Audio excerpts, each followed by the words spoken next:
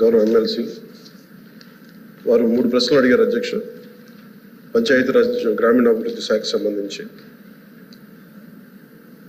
వారు అడిగిన ప్రశ్నల్లో మొదటిది పంచాయతీలకు విడుదల చేసిన 14 మరియు 15 ఆర్థిక సంఘం నిధుల్లో దాదాపు 9,000 కోట్లను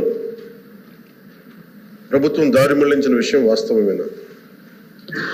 రెండో ప్రశ్న, కేంద్ర ప్రభుత్వ అధికారులు కొన్ని పంచాయతీలను సందర్శించి కొన్ని అవకతవకల్ని ఎత్తి చూపడం కూడా వాస్తవమేనా?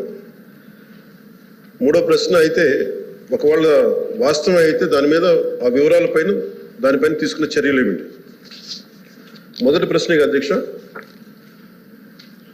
9,000 కోట్లను గత ప్రభుత్వం దారి మళ్లించిందా లేదా అనేది అడిగారు అధ్యక్ష. దానికి మా సమాధానం అవునండి.